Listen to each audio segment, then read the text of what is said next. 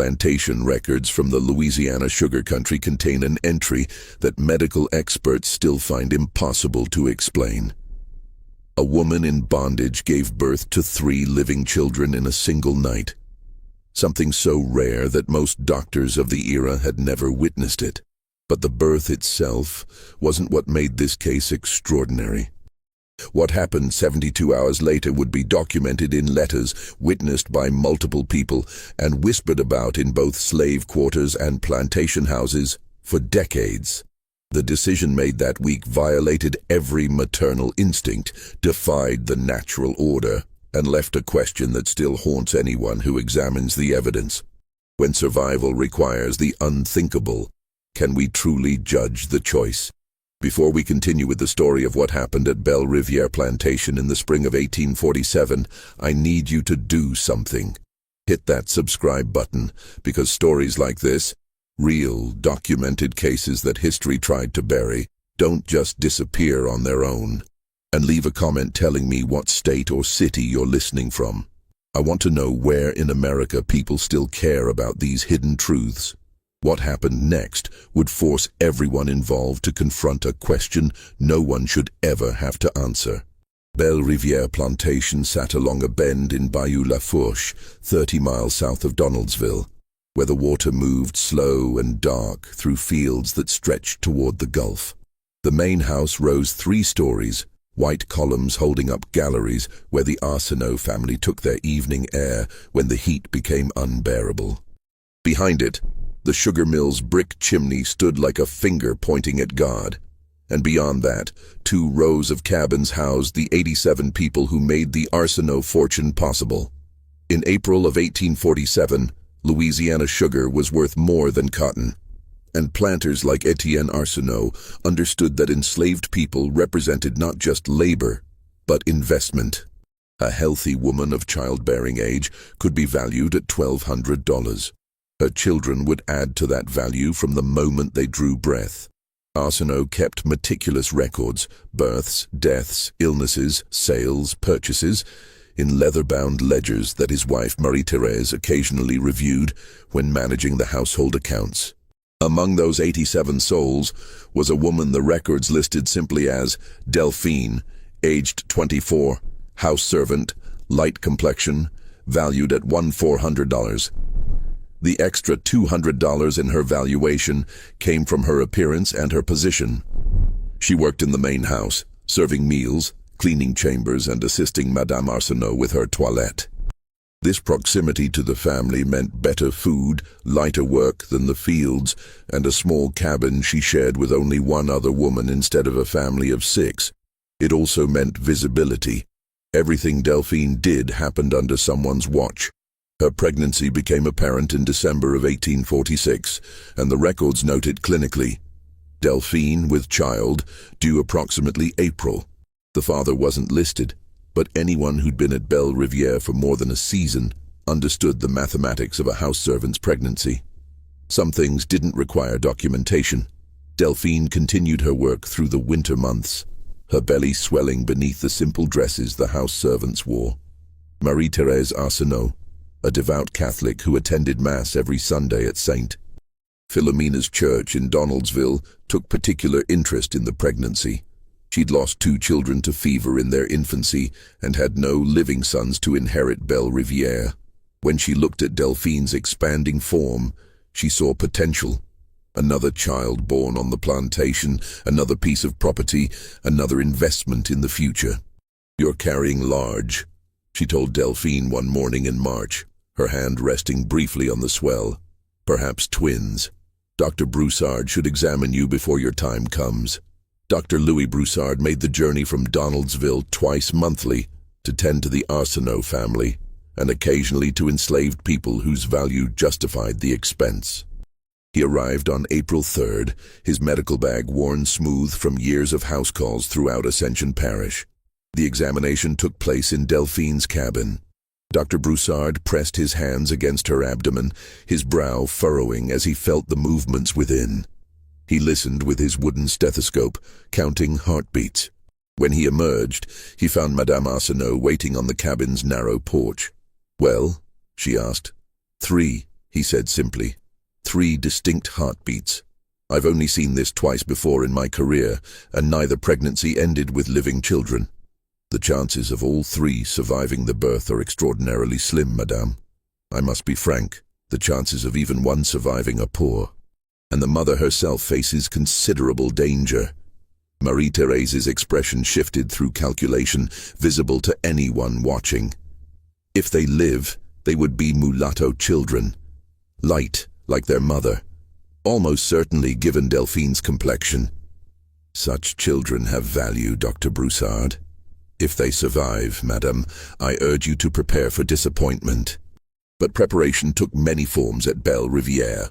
That evening, Etienne Arsenault made an entry in his ledger. April 3, 1847, Delphine expected to deliver 3 children, possibly viable if light. Assess and decide allocation per market value. The words, assess and decide allocation, would later become the center of everything that followed. O evento sombrio. April 14th arrived with unseasonable warmth. The air hung thick with moisture from the bayou, and by late afternoon, thunderclouds built to the south, turning the sky the color of a bruise. Delphine's labor began just after the supper dishes were cleared from the main house. The other women brought her to her cabin.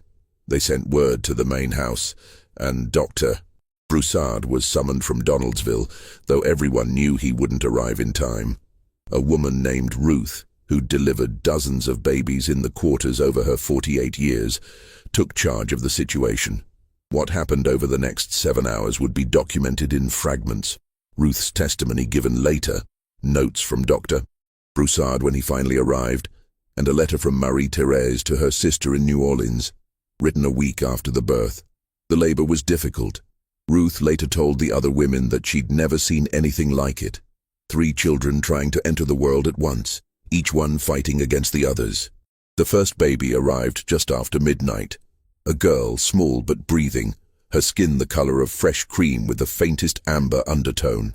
Ruth wrapped her in a piece of clean cotton and laid her in a basket near the fire to keep warm. The second came 20 minutes later. Another girl, smaller than the first, darker in complexion with thick black hair already visible. She came out silent, and Ruth had to work to get her breathing, turning her upside down and rubbing her back until finally a thin wail emerged. The third took another hour. By the time this baby, a boy, finally arrived, Delphine had lost consciousness from exhaustion. The boy was the darkest of the 3, his skin holding tones of deeper bronze. He was also the smallest, barely 5 pounds, Ruth estimated, and his cry was weaker than his sister's.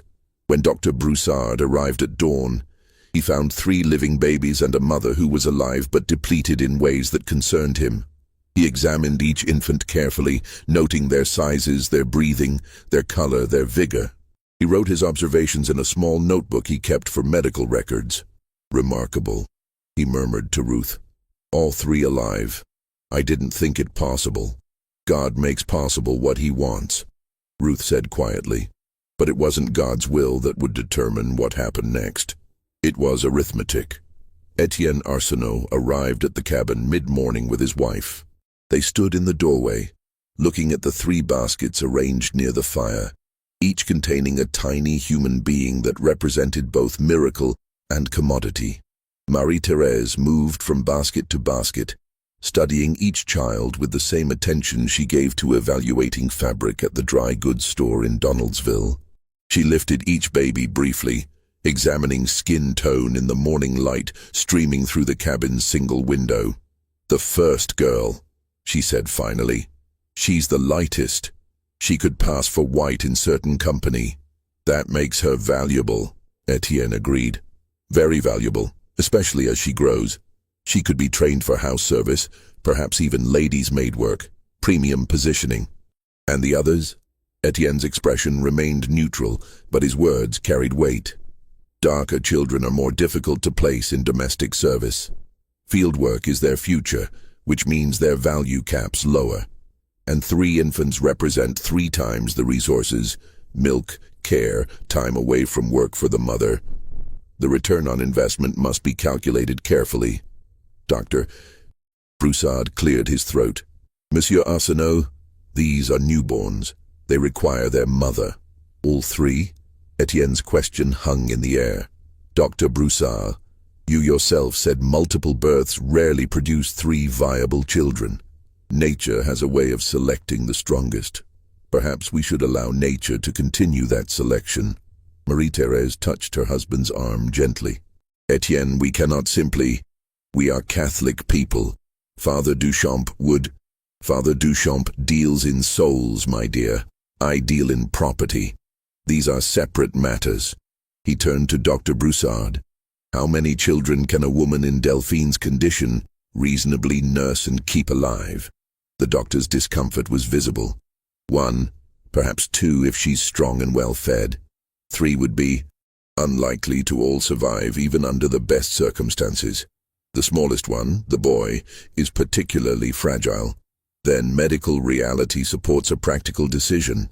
Etienne looked down at Delphine, who was beginning to stir back to consciousness. She can keep the lightest child, the one with the best future. The other 2 must go elsewhere. Elsewhere? Marie-Thérèse's voice dropped to a whisper. I know a man in Napoleonville. He deals in difficult situations, unmarketable property, children too young for the regular markets. He'll take them, no questions asked, for a small fee. They'll be placed somewhere, perhaps with families that need extra hands as they grow, or perhaps not. That's not our concern. Dr. Broussard stepped forward. Monsieur, I must protest. Your protest is noted and dismissed. You've delivered the children. Your work here is complete. Etienne's voice carried the finality of a man who'd made countless such decisions before. Delphine will be informed when she wakes. She has until Sunday morning, 3 days, to say goodbye to the 2 who will leave. I am not without mercy. I'm giving her time to accept the reality. He turned to leave, then paused at the door. The lightest one stays. That's the decision. Document it in your records, doctor. Note that we kept the most viable child. That's the truth of the matter, after all. When Delphine fully regained consciousness an hour later, Ruth had to be the one to tell her. The sound that came from Delphine's throat wasn't a scream or a sob. It was something more fundamental, more ancient. The sound of a mother understanding that her children would be torn apart, and there was nothing she could do to stop it. The 3 days that followed the birth became a study in impossible mathematics. How do you divide a mother's love into 3 parts when you know 2 parts will be taken? How do you say goodbye to children who haven't yet opened their eyes fully, who don't yet know their own hands from the world around them? Delphine spent those 72 hours in her cabin, dismissed from her duties in the main house. The other women from the quarters came when they could, bringing food she didn't eat, offering comfort that couldn't penetrate the wall of her grief. They brought cloth to make simple gowns for the babies. They boiled water for washing. They did the small, practical things that life requires, even when life has become unbearable. Ruth stayed almost constantly. She'd seen children sold away from mothers before. It was one of the permanent horrors that hung over every enslaved mother's existence. But she'd never seen it happen at 3 days old. She'd never seen it happen to triplets. She'd never seen a mother forced to choose by proximity and care which child would live a life she could witness. You got to feed all 3 while you can, Ruth told Delphine on the 2nd day. Your milk is coming in strong. Don't let them go hungry just because they're leaving. But that was the cruelty of it. Delphine had to care for all 3 equally while knowing the care was temporary for 2. She had to memorize faces that hadn't yet fully formed their features. She had to count fingers and toes that might walk roads she'd never see. She had to breathe in their scent, that particular sweetness of new skin, and know it would fade from memory without constant reinforcement. The lightest child, the one who would stay, seemed to sense nothing wrong. She nursed vigorously, her tiny fists clenching and unclenching against Delphine's skin. The second daughter, darker than her sister, was fussier, struggling to latch properly, as if already protesting the future being written for her. The boy remained the smallest, the quietest, sleeping most of those 3 days as if he'd already given up the fight. On Friday evening, Marie-Thérèse Arsenault came to the cabin. She brought a dress she no longer wore, good cotton with only a few moth holes near the hem. "For the baby's christening gown," she said, her voice carrying a forced brightness. "The one who's staying should be baptized properly. Father Duchamp can come next week." Delphine looked up from where she sat with all 3 babies arranged around her. "And the others, madame? Do they not deserve baptism?" Marie-Thérèse's face tightened. "That's not my decision, Delphine. My husband has made arrangements. I tried to persuade him differently, but he—" She stopped, perhaps realizing that sharing her marital disagreements with an enslaved woman was inappropriate. "The dress is for the child who stays, that's all." After she left, Ruth took the dress and examined it. "She fought for you in her way," Ruth said quietly. "Madame sometimes has kindness in her, but kindness don't change property law. Kindness don't change what men decide." Saturday brought rain, heavy and relentless, turning the paths between the cabins into rivers of red mud.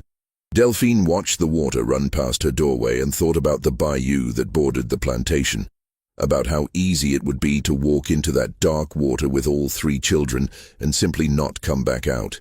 The thought came to her clearly, without drama, a simple equation. If all 3 would die, at least they would die together with her, knowing nothing but her arms around them. Ruth saw the direction of her gaze. "Don't," she said sharply. "Don't you dare think it. You got one baby who needs you to live. 1 out of 3 is better than none out of 3. You hear me? Is it?" Delphine's voice was hollow. "Is it better? They'll grow up wondering if they had a mother. They'll grow up wondering why they weren't wanted. They were wanted. They are wanted. But wanting don't matter when you're property. You know that. I know you know that. Which one do I give more to tonight, Ruth? Which one do I hold longer?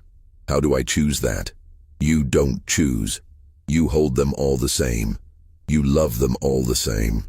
And you remember that the 2 who leave still got the first 3 days with their mama. Some children born into slavery don't get 3 minutes. You gave them 3 days. That's something. But 3 days against a lifetime felt like nothing at all. Sunday morning arrived with clearing skies and a knock at the cabin door at dawn. Etienne Arsenault didn't enter himself. He sent the overseer, a man named Thibodeau, who handled the unpleasant aspects of plantation management.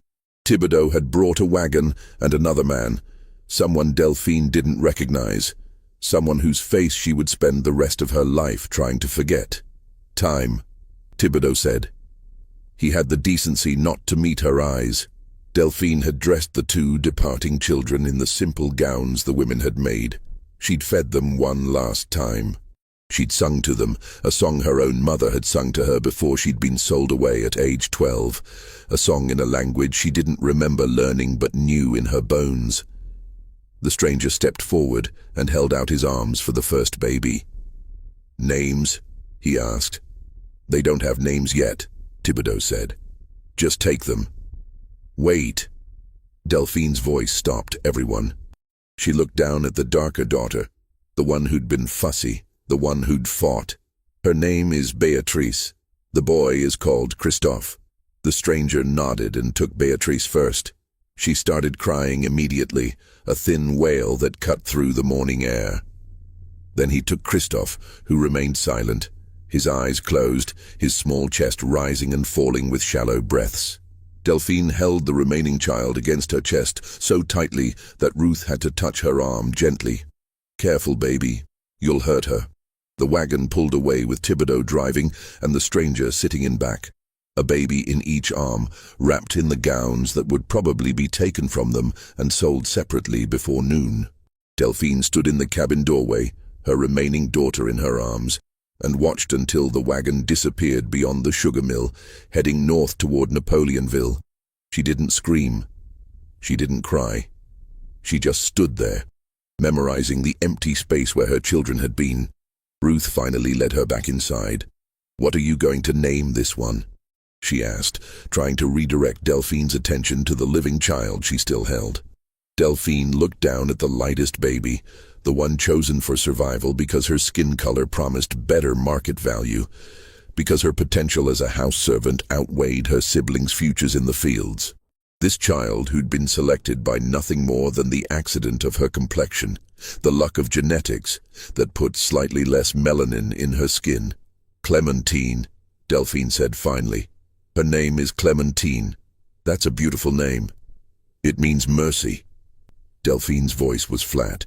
It's a lie, but it's her name.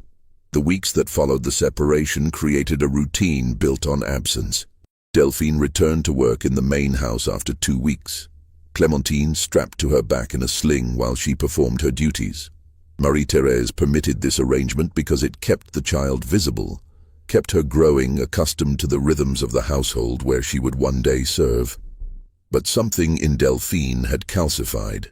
The other house servants noticed it, the way she moved through her work with mechanical efficiency, but no warmth, no small conversations, no songs hummed while polishing silver or sweeping floors. She fed Clementine, changed her, kept her clean and healthy. But there was a quality of going through motions, of performing motherhood rather than inhabiting it. She don't talk to that baby the way a mother should, one of the other women said to Ruth in May, when Clementine was 6 weeks old.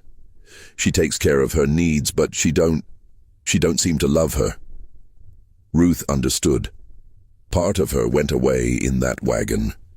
When you lose 2 children, the third one is a reminder of what's gone. Every time she looks at Clementine, she sees Beatrice and Christophe. That's a hard weight for any woman to carry. But there was more to it than grief. There was a question that Delphine turned over in her mind during the long hours of housework. A question that had no answer but demanded asking anyway. What had happened to them? The stranger who'd taken them hadn't given a name. Thibodeau claimed not to know where they'd gone. Napoleonville could mean anywhere in a 20-mile radius. Could mean they'd been passed to someone else who took them further. Could mean they'd been sold to a family that wouldn't keep them together. Could mean they'd died within days and been buried in unmarked graves. Not knowing was its own form of torture. In June, Delphine did something that could have gotten her severely punished. She asked Etienne Arsenault directly what had become of her other children. He looked up from the ledger where he was recording sugar production figures. They were placed appropriately for their value. That's all you need to know. Are they alive? That's not your concern, Delphine. You have a healthy daughter to raise. Focus on her. Focus on your work. These questions are inappropriate. I'm their mother. You are property asking about property. The discussion is over. But the discussion wasn't over in Delphine's mind. She began to notice things. The way Marie-Thérèse avoided looking at Clementine directly. The way Dr. Broussard, on his monthly visits, would ask about the baby's health, but never mentioned the other 2. The way the whole household moved around the subject, like mourners avoiding a fresh grave. In July, something changed.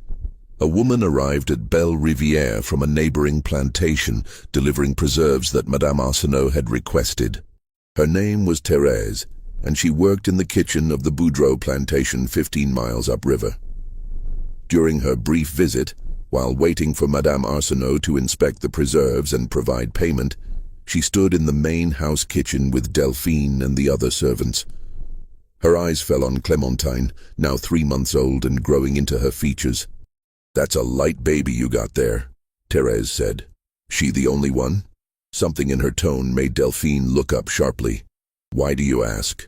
Thérèse glanced toward the door to make sure they were alone. Because there's talk. Along the bayou, people talk. About a man from Napoleonville who had twin babies for sale back in April. Dark infants. Said they came from Belle Rivière. Said they were born 3 at once, and the lightest one was kept. Delphine's heart stopped. Twins? There were 3. He only had 2, according to what I heard. A girl and a boy. Somebody bought them together, which is unusual. Usually they separate siblings young because it's more profit that way. But these went together to a family up north of Thibodeau. What family? I don't know the name, but I know someone who might. If you ever get to Napoleonville, there's a free woman of color named Josephine LeBlanc who runs a boarding house. She knows everyone, hears everything. If anyone knows where those babies went, it's her. Before Delphine could ask more questions, Marie-Thérèse entered the kitchen, and the conversation ended. But the information burned in Delphine's mind like a coal that wouldn't extinguish. 2 babies sold together, to a family north of Thibodeau. Beatrice and Christophe might be alive, might be together, might be only 25 miles away, a distance that might as well have been the moon for an enslaved woman with no freedom of movement. That night, Delphine lay in her cabin with Clémentine sleeping beside her. She looked at her daughter's face in the dim firelight and felt the full weight of the impossible situation. If she tried to find her other children, she would be caught and punished, possibly sold herself, which would separate Clémentine from her mother the same way Beatrice and Christophe had been separated. If she did nothing, she would spend the rest of her life wondering if they were alive, if they remembered her smell, her voice, the 3 days they'd spent in her arms. She made a decision that night. It would take time.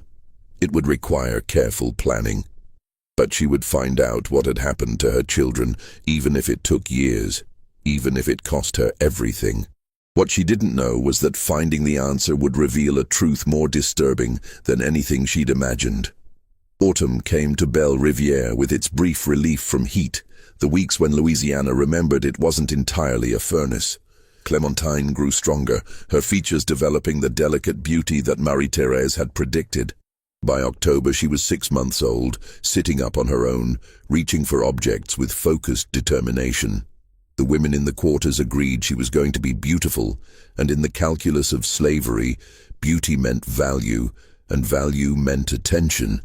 Not all of it welcome. Delphine began to learn the routes.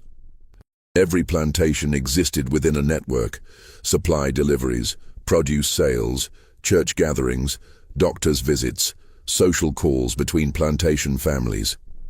These movements created opportunities, tiny windows when information could travel, when quiet questions could be asked, when an enslaved person might learn something the owners didn't want known. She learned that Thibodeau made a monthly trip to Napoleonville for supplies. She learned that sometimes he took one of the enslaved men to help load the wagon. She learned that if someone could get into that wagon, someone might be able to speak to Josephine Leblanc, the free woman of color who knew everything that happened in Napoleonville. In November, opportunity arrived in an unexpected form. Dr. Broussard needed an assistant for a difficult delivery on a plantation near Napoleonville. The enslaved midwife there had died, and the situation was urgent. Marie-Thérèse suggested Delphine. She'd learned enough from Ruth, and she'd successfully recovered from her own difficult delivery. It would be good training for her, Marie-Thérèse told her husband. House servants with medical skills are more valuable, and Dr. Broussard can supervise her. Thibodeau can drive them. Etienne agreed. The trip was arranged for November 18th. Delphine had 5 days to plan what she would do with the precious hours in Napoleonville. She couldn't be obvious. She couldn't put herself at risk in a way that would end her search before it began. But she might be able to slip away for a few minutes, might be able to ask the right questions, might be able to learn something, anything, about where Beatrice and Christophe had gone. The delivery they attended was long and difficult. A woman named Margot labored for 14 hours before finally producing a stillborn son. Dr. Broussard did what he could, but by the time they finished, night had fallen, and Thibodeau declared they would stay in Napoleonville overnight, rather than risk the roads in darkness. They took rooms at a small inn near the church. Delphine was given a pallet in the kitchen, the standard accommodation for enslaved people traveling with their owners. But the kitchen backed onto an alley, and the back door had only a simple latch. She waited until she was sure Thibodeau and Dr. Broussard were asleep in their rooms upstairs. Then she slipped out into the November night. Napoleonville wasn't large, and Josephine Leblanc's boarding house was known locally. A free black man sitting on a porch directed Delphine to a 2-story house 3 streets over, painted yellow with green shutters, a lamp burning in the front window despite the late hour. Delphine knocked quietly. After a moment, a woman opened the door, tall, elegant, her hair wrapped in a silk tignon, her dress marking her as someone of means. This was Josephine LeBlanc. "I don't have rooms available," Josephine began, but Delphine interrupted. "I'm not looking for a room. I'm looking for information about 2 babies sold here in April. A girl and a boy, dark complexion, born at Belle Riviere Plantation. I'm their mother." Josephine's expression shifted from business to something more complex, recognition perhaps, or sympathy. She stepped aside. "Come in, quickly." The parlor was furnished well, with chairs that matched and curtains that didn't have patches. Josephine gestured for Delphine to sit, then took a chair opposite. "I remember," Josephine said. "Everyone in Napoleonville remembers. It was unusual. Triplets, and the lightest one kept. The man who brought the other 2 was named Mathieu Gaspard. He deals in problematic property. Infants too young for field work, children with defects, elderly slaves no longer profitable. He finds solutions." "Where did they go?" "To a family named Heber, up near Thibodeau. They own a small farm, grow tobacco mostly. They needed children who could work in a few years, and they were willing to take both babies together because it was cheaper than buying one older child. $30 for the pair." "That's what I heard. $30. Her children had been sold for less than the cost of a decent horse." "Are they alive?" Josephine hesitated. "I don't know. That was 7 months ago. Infant mortality is high, especially for babies that young separated from their mother. But the Hebers are Catholic. They attend St. Joseph's Church. They're not known for cruelty, at least not by local standards. If the babies survived, they would be with the Hebers still." "Where exactly?" "I can't tell you that, eh? If I give you directions and you run and you're caught, they'll come back to me asking who helped you. I can't risk that. I'm not running. I just need to know they're alive." "Why? What good does knowing do you? You can't get them back, you know that." "Because I need to know if I abandoned living children or dead ones. I need to know if they're breathing somewhere, if they're growing, if they remember anything about the 3 days before they were taken. I need to know something, Madame LeBlanc. I need to know anything at all." Josephine stood and walked to a small desk near the window. She took out paper and a pencil, wrote something down, then folded the paper carefully. "This is a map. It shows you how to get to the Heber farm from Thibodeau. If you're ever in Thibodeau, if you ever have an hour free, you could walk to this place. You could see the farm. You could know." She handed the folded paper to Delphine. "But I never gave this to you. If anyone asks, you never came here. Do you understand?" "I understand. And Delphine, if you find them alive, don't try to take them. They'll hunt you down, and they'll kill you, and your children will end up scattered to 3 different plantations, none with their mother. Sometimes knowing is all we get. It's not enough, but it's all there is." Delphine left the boarding house with the folded map hidden in her dress. She made it back to the inn before dawn, slipped back onto her pallet in the kitchen, and lay there watching the ceiling lighten with morning, her heart pounding with the weight of what she now knew. Beatrice and Christophe might be alive. They were 25 miles away. The distance was impossible and might as well have been nothing at all. The opportunity to get to Thibodeau came in March of 1848, a full 11 months after the triplets' birth.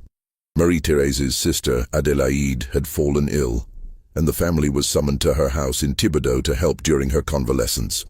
Marie-Thérèse would need assistance, and she chose Delphine to accompany her, partially for Delphine's skills as a house servant, partially because Clémentine, now nearly 1 year old, had become Marie-Thérèse's favorite child on the plantation. The madame liked having the beautiful light-skinned baby nearby. They traveled by carriage, arriving at Adélaïde's house on a Tuesday afternoon. The journey took most of the day, following the roads that paralleled the bayous connecting the sugar parishes. Delphine sat in the back of the carriage with Clémentine on her lap, watching the landscape change from Belle Riviere's familiar territory to new ground. Every mile closer to Thibodeau tightened the knot in her chest. The folded map remained hidden in the small cloth bag she carried, touched so many times over the past months that the creases had begun to wear thin. Adélaïde's house sat in town, surrounded by neighbors and commerce, very different from the isolation of Belle Riviere. It was a modest two-story structure with a gallery that wrapped around the second floor, close enough to the church that the bells could be heard clearly throughout the day. The proximity to town life meant more movement, more people, more potential for the kind of brief invisibility Delphine would need. Her duties would keep her busy. Adelaide's illness, a persistent fever that left her weak and bedridden, required constant attention. Delphine would prepare meals, change linens, assist with bathing, and manage the small household tasks that Adelaide's regular servant couldn't handle alone. Marie-Thérèse would supervise, as she always did, but the work itself fell to Delphine's hands. She had to be careful. She had to be invisible, but she had to try. The first 2 days passed in a blur of activity. Delphine learned the rhythms of Adelaide's household, the routines that would govern her time. She noted when Marie-Thérèse took her afternoon rest, when the other servants were occupied with their own tasks, when the streets outside were busiest, and a black woman walking with purpose might blend into the normal flow of town life. On the third day of their stay, Marie-Thérèse sent Delphine to the apothecary with a list of medicines needed for Adelaide. The errand would take an hour, perhaps 2 if the apothecary was busy preparing tinctures. It was the opening Delphine had been waiting for, the window of time that might never come again. She took Clémentine strapped to her back as she always did, and left the house with the list and a small purse of coins Marie-Thérèse had provided for the purchases. The apothecary shop sat on the main street, its windows displaying colored glass bottles that caught the afternoon light. Delphine entered and placed the order with the proprietor, a thin white man who barely looked at her as he reviewed the list. "This will take some time," he said. "The laudanum needs to be measured carefully, and I'm out of the camphor tincture. I'll need to prepare it fresh. Come back in 2 hours." 2 hours. It was more time than she'd hoped for, more than she'd dared to expect. She nodded and left the shop, her heart already racing with the weight of what she was about to do. The map led her out of Thibodeau proper, along a road that paralleled a small creek. The afternoon was warm, unseasonably so for March, and Clémentine grew heavy on her back as Delphine walked. She passed several farms, their fields already showing the early green of spring planting. A few people, both enslaved workers and white overseers, looked at her as she passed, but no one stopped her. A black woman walking with a baby wasn't unusual enough to warrant questions, not in the middle of the day on a well-traveled road. The distinctive oak tree appeared after 40 minutes of walking, split by lightning years ago, its trunk cleaved nearly in half but still living, still sending out new growth from the wounded wood. The Hébert farm lay just beyond it, exactly as Josephine's map had indicated. Delphine's heart hammered as she approached. She didn't know what she would do when she arrived. She didn't know what she would say if someone stopped her. She only knew she had to see, had to know, had to confirm with her own eyes that her children existed somewhere in the world. The farm came into view gradually. First the barn, weathered wood with a roof that needed repair, then the house itself, single story with a brick chimney releasing a thin stream of smoke. The Hébert farm was smaller than Belle Riviere, the kind of operation that survived on the margins, profitable enough to keep going, but never wealthy enough to expand significantly. A vegetable garden occupied the space between the house and the barn. Tobacco fields stretched behind it, the earth recently turned for spring planting. And in the yard, near the garden, 2 children. Delphine stopped behind the split oak, her hand pressed against the scarred trunk, and stared. They were too far away to see details clearly. Perhaps 50 yards separated her from the yard, but they were the right age. Just under a year old at that stage where walking was new and uncertain, where every step was an adventure in balance. One child was larger than the other, moving with more confidence. The smaller one crawled more than walked, pulling up on the garden fence to stand, then dropping back down to crawl a few feet before trying again. Dark hair on both, clearly visible even at this distance. Brown skin that caught the afternoon light differently than Clémentine's lighter tones. A woman emerged from the house, white, middle-aged, wearing a simple work dress and an apron stained with what looked like cooking. She called out something Delphine couldn't hear, and both children turned toward the sound. The larger child, it had to be Beatrice, picked up a stick from the ground and waved it like it was something precious, then laughed. The sound carried across the distance, high and clear, the unmistakable laugh of a child delighted by something only they understood. Delphine felt tears start, hot and sudden, blurring her vision. She blinked them away, desperate not to miss a single moment. On her back, Clémentine stirred, making a small sound of protest at being held still for so long. The smaller child, Christophe, it must be Christophe, crawled toward his sister and pulled himself up, using her dress for balance. For a moment they stood there together, the larger child supporting the smaller one, and something about the image, the way they leaned into each other, the way they existed as a unit, made Delphine's chest constrict with a grief so profound it felt physical. They had each other. Whatever else had been taken from them, they had been allowed to stay together. In the arithmetic of slavery's cruelties, that was something. It wasn't enough. It would never be enough. But it was something. The woman, Madame Hébert, Delphine assumed, called out again and began walking toward the children. She moved without hurry, with the comfortable authority of someone on their own property managing their own affairs. When she reached the children, she bent down and said something that made Beatrice drop the stick. Then she scooped up Christophe with practiced ease, settling him on her hip, and gestured for Beatrice to follow. The older child toddled after her on unsteady legs, and all three disappeared into the house. Delphine stood there for another 15 minutes, memorizing everything. The color of the house, weathered gray wood that had probably been painted white decades ago. The shape of the barn with its sagging roofline. The garden's fence made of rough-cut lumber. The oak tree she stood behind with its lightning scar. The exact curve of the road leading to the property. Every detail was precious, something to hold on to when she returned to Belle Rivière and the endless days of not knowing. She wanted to run to them. The impulse was so strong it took physical effort to resist. She could cross those 50 yards in less than a minute. She could call their names. She could show them Clémentine, show them they had a sister. She could tell them who she was, who they were, how they came into the world together. But Josephine's warning echoed in her mind with the clarity of absolute truth. If you try to take them, they'll kill you, and your children will end up scattered to 3 different plantations, none with their mother. Running to them wouldn't save them. It would only guarantee that all 3 of her children would lose her permanently. The mathematics were cruel but clear. So Delphine did what enslaved mothers had done for generations. She made the impossible choice to walk away from her children because walking away was the only way to protect them, even if the protection was nothing more than maintaining the fragile status quo of their survival.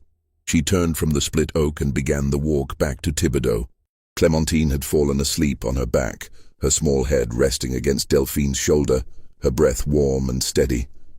With each step away from the Hébert farm, Delphine carried the knowledge of what she'd seen, her children alive, together, moving through the world, and the knowledge of what she could never have. A future where all 3 knew her, knew each other, knew the truth of their beginning. She collected the medicines from the apothecary exactly 2 hours after leaving as instructed. The proprietor handed her the carefully wrapped parcels without comment. She returned to Adelaide's house and presented the medicines to Marie-Thérèse, who barely looked up from the letter she was writing. "You were gone quite some time," Marie-Thérèse observed. "The apothecary was busy, madame. He had to prepare the camphor tincture fresh." "Very well. Help Adelaide with her evening meal. Then you may rest." No one questioned her further. No one suspected.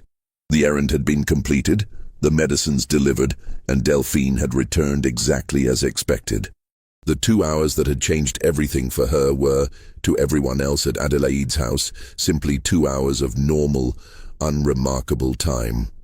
That night, sleeping on a pallet in Adelaide's kitchen with Clémentine beside her, Delphine allowed herself to feel the full weight of what she'd learned and what it meant. Her children were alive. They were together. They appeared healthy, growing, moving through the milestones of infancy into early childhood. The Hebers weren't beating them, weren't starving them, weren't treating them with the casual cruelty that marked many enslavers' relationships with very young children who couldn't yet work productively, but they also weren't hers. They would grow up calling someone else by whatever name they used for a mother figure. They would have no memory of the 3 days when Delphine had held them, fed them, sung to them in a language she didn't remember learning but knew in her bones. They would believe, if they thought about it at all, that they'd been abandoned, given away, deemed less valuable than their lighter-skinned sister.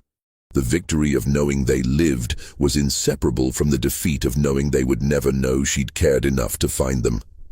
This contradiction would define the rest of Delphine's life, the simultaneous relief and despair of confirmed survival without connection. She pulled Clementine closer, feeling the child's small body warm and solid against her.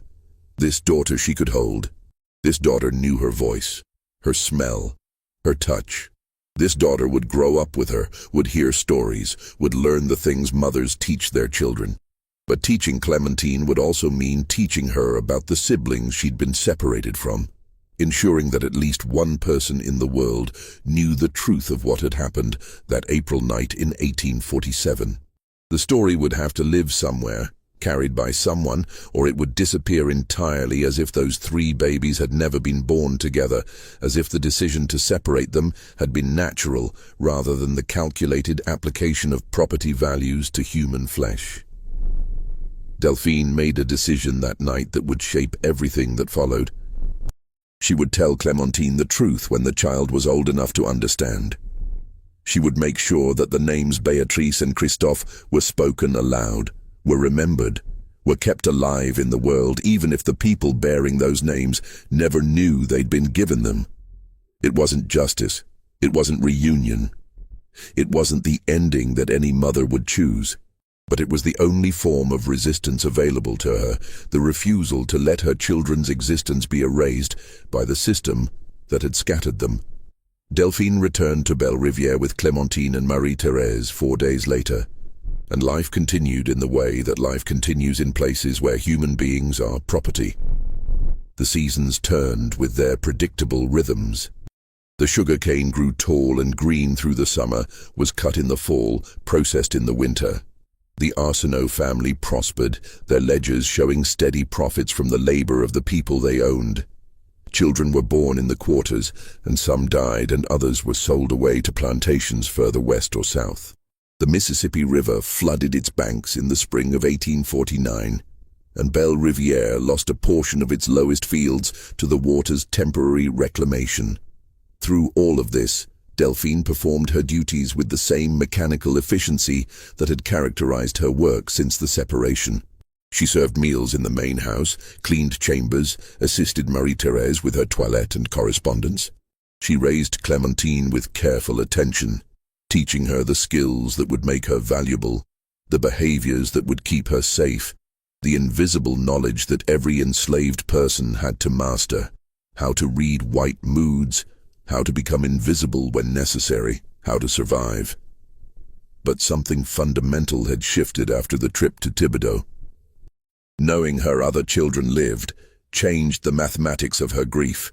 It wasn't better or worse, it was different, more complex, layered with the strange comfort of confirmed existence alongside the pain of permanent separation.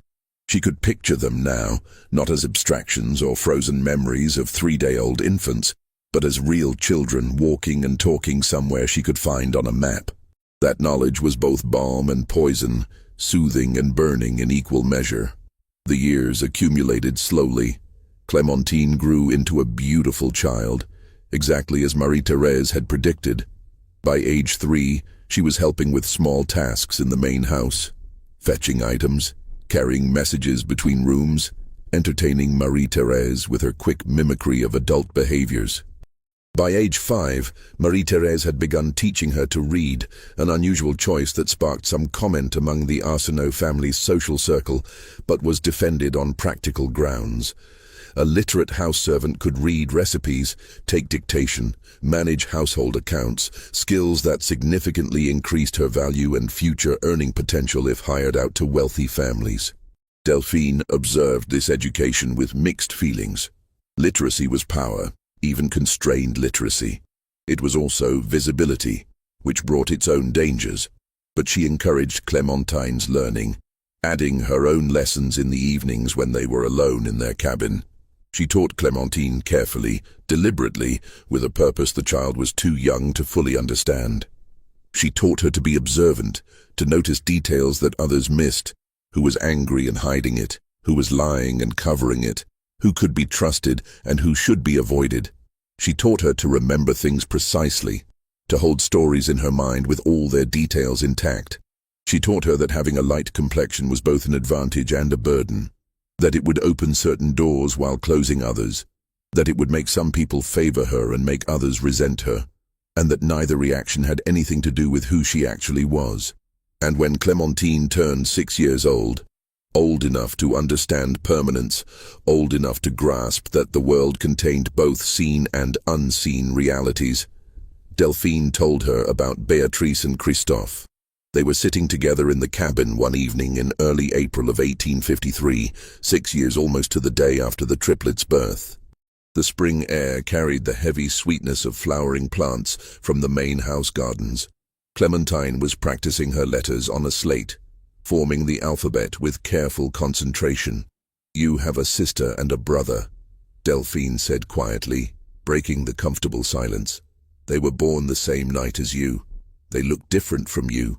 Darker skin, different features. But they're your blood, your family. They live on a farm near Thibodeau with people named Hébert." Clementine's hand stopped mid-letter. She looked up, her light brown eyes wide with confusion. "Why don't they live here?" "Because the people who own us decided you were more valuable. Your skin is lighter, and light skin means more money when you're property. So they kept you and sent Beatrice and Christophe away 3 days after you were all born. But I need you to know they exist. I need you to know their names. I need you to remember that you came into this world with 2 other people, and part of you is always going to be incomplete without them. Can we go see them?" The question pierced Delphine's heart with its innocent impossibility. "No, baby, we can't. Enslaved people can't just travel where we want. But I have seen them. When you were 1 year old, I walked to that farm and I saw them playing in a yard. They were alive and together. I watched them for as long as I could, and I memorized everything so I could tell you someday." Clementine was silent for a long moment, processing information that reshaped her understanding of herself. "Do they know about me?" "No. They don't know they have a sister. They probably don't even know they were born as triplets. The Héberts might have told them they came from Belle Rivière, but that's all. They don't know the truth of what happened, and they might never know unless someone tells them. Will you tell them?" "I can't. I'll probably never see them again. But I'm telling you, and you're going to remember. When you're older, if you're ever free, if you ever have the chance, you find them. You tell them they had a mother who loved them. You tell them they have a sister who knows they exist.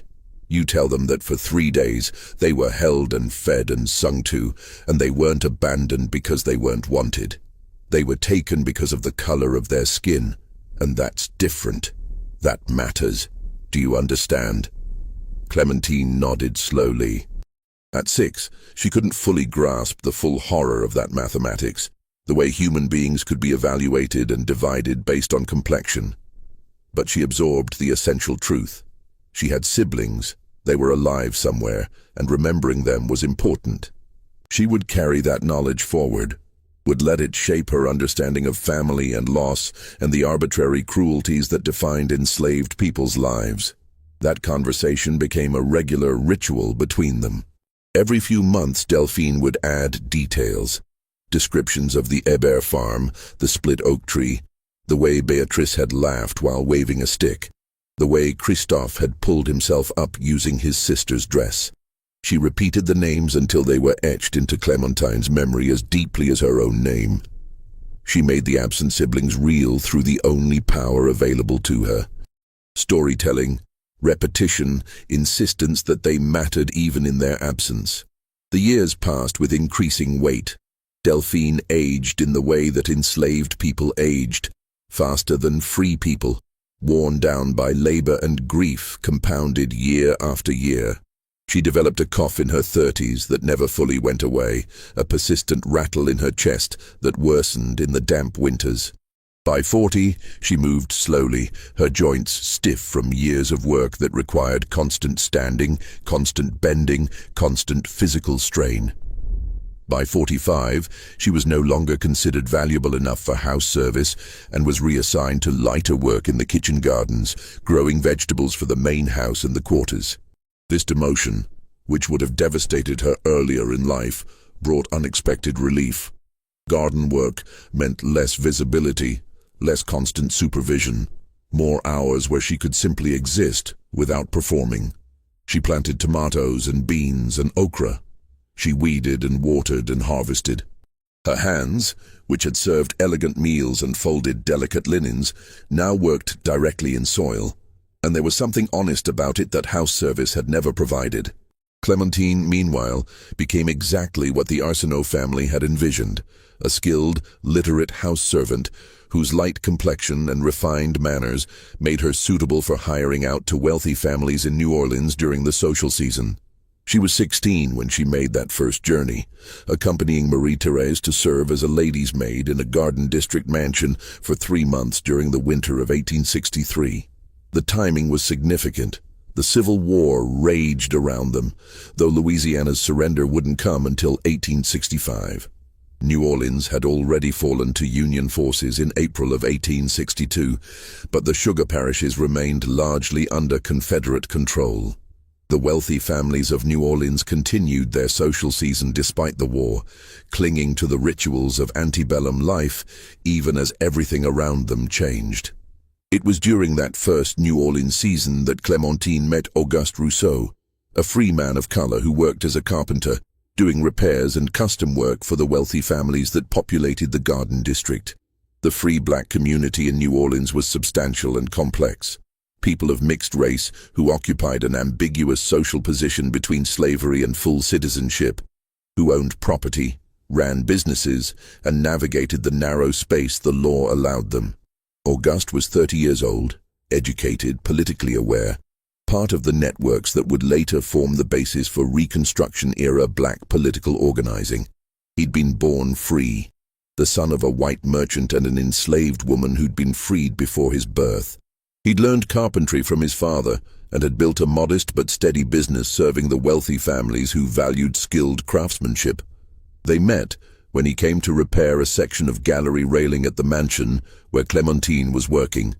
Their first conversations were cautious, conducted in the stolen moments when white oversight was temporarily absent. A few minutes in the courtyard while he measured wood, a brief exchange in the servants' entrance while he carried tools. But over those 3 months, something built between them.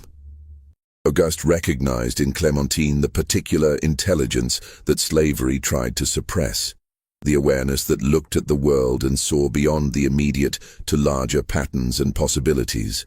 Clementine recognized in Auguste a vision of what freedom might actually mean, not just absence of legal bondage, but the ability to make choices, to plan futures, to exist as a complete person rather than someone else's property. "I'm saving money," Auguste told her one evening when they had 5 precious minutes alone in the mansion's courtyard. Twilight softened the edges of the world around them, and the sounds of the white family's dinner party filtered through the windows above. "In a few years, I'll have enough to buy someone's freedom. The prices have changed with the war. Some owners are willing to sell now who wouldn't have considered it before.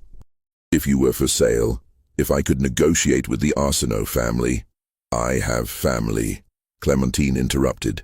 She'd been waiting for this conversation, had known it was coming since their 3rd or 4th meeting, when his interest had become clear. "My mother is still at Belle Riviere, and I have 2 siblings I've never met, a sister and a brother living on a farm near Thibodeau. If I'm ever free, I can't just save myself." She told him the story, The triplets, the separation, the 3 days before Beatrice and Christophe were taken, the walk to the Hébert farm when all 3 babies were 11 months old. Auguste listened with the expression of someone hearing a story that was simultaneously unique in its specific details and utterly common in its essential truth. Every enslaved person had a version of this story.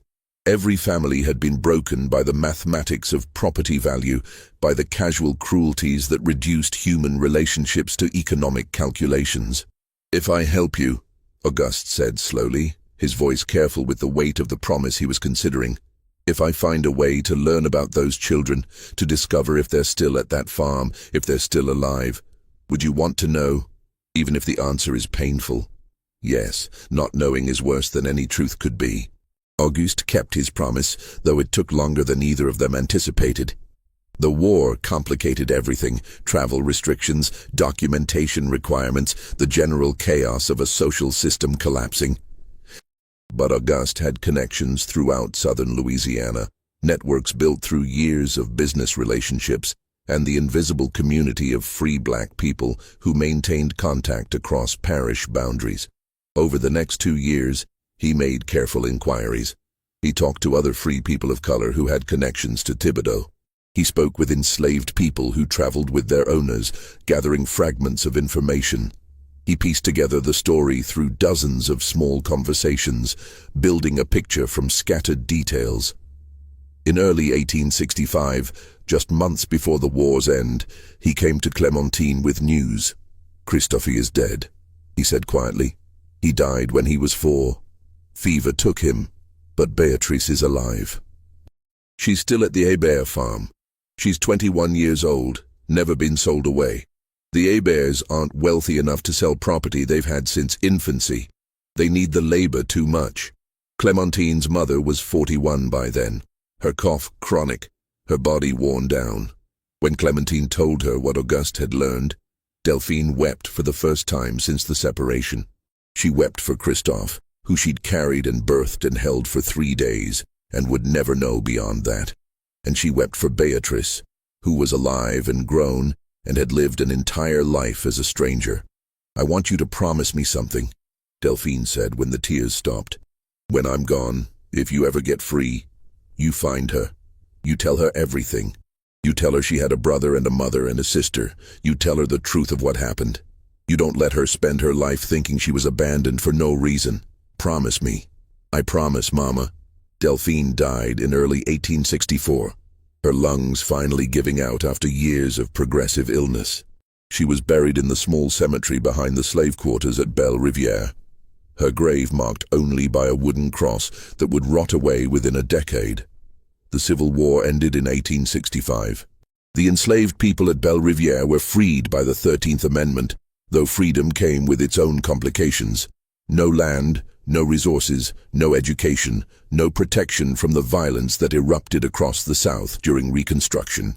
Clémentine stayed at Belle Riviere initially because she had nowhere else to go. But in 1866, she married Auguste, who had come to Louisiana specifically to find her.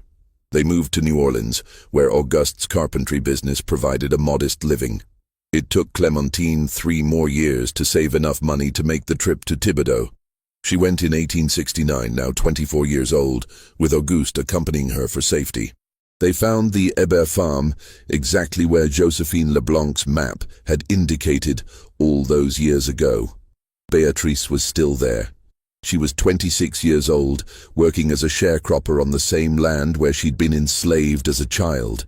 The Héberts no longer owned her legally, but sharecropping contracts and debt bound her almost as effectively as slavery had. Clémentine approached her in the field where she was working, Auguste standing a respectful distance back. "Are you Beatrice?" Clémentine asked. The woman looked up, suspicion immediate in her eyes. "Who's asking?" "My name is Clémentine. I was born April 14th, 1847, at Belle Riviere Plantation in Ascension Parish. I was one of 3 children born that night. I think you were another." Beatrice straightened slowly. She was taller than Clémentine, darker-skinned, her features different but with something familiar in the shape of her eyes, the line of her jaw. I was told I had a sister who was kept at the plantation. Lighter skin. They said that's why she stayed and we were sold. That's true. But it wasn't our mother's choice. She was forced. And she spent the rest of her life trying to find out what happened to you and your brother. Christopher died when we were 4. I know. I'm sorry. They stood in the tobacco field looking at each other. 2 women who shared blood and birth but nothing else. Not memories, not experiences. Not the 1,000 small moments that make siblings into family. Our mother's name was Delphine, Clementine said. She died 5 years ago, but before she died, she made me promise to find you and tell you the truth. You weren't abandoned because you weren't wanted. You were taken because of your skin color. She named you Beatrice. She named your brother Christophe. She held you for 3 days and fed you and sang to you. And she walked all the way from Thibodeau to this farm when you were 11 months old, just to see if you were alive. She stood behind that oak tree over there and watched you play in the yard with Christophe. She never forgot you, not for 1 day of her life. Beatrice's eyes filled with tears. I don't remember her. I know, but now you know she existed, and you know she loved you, and you know that the 3 days you had with her, she gave you everything she could. They talked for an hour. There in the field, filling in the gaps of 26 years. Beatrice had no interest in leaving the Hébert farm. It was the only home she remembered, and Madame Hébert had been kinder than many slave owners, which was a low bar, but counted for something. But she agreed to stay in touch, to write letters when she could, to maintain the connection their mother had worked so hard to preserve. Clémentine and Auguste returned to New Orleans. They had 3 children over the next decade. Clémentine named her first daughter Delphine and her first son Christophe. She told her children the story of the triplets, the separation, the mathematics of skin color that had determined their fates. She made sure they knew that family wasn't just about who you grew up with. It was about who you came from, who you remembered, who you refused to forget. The story doesn't have a happy ending because stories like this don't get happy endings. Delphine died never being reunited with 2 of her children. Christophe died at 4 years old, knowing nothing of his mother or his sisters. Beatrice spent her childhood and young adulthood believing she'd been unwanted, abandoned for being too dark. But Clementine kept her promise. The truth was told, the names were remembered. The 3 days when they'd all been together, when Delphine had held all 3 babies and loved them equally before the world forced her to choose, became part of the family history passed down through generations. Sometimes that's all we can do. Remember and tell the truth and refuse to let the people who were erased stay erased. This mystery shows us that the cruelest choices are the ones made by systems, not individuals, and that a mother's love persists even when everything else is taken away. What do you think of this story? Do you believe everything was revealed? Leave your comment below. If you enjoyed this tale and want more horror stories like this, subscribe, hit the notification bell, and share with someone who loves mysteries. See you in the next video.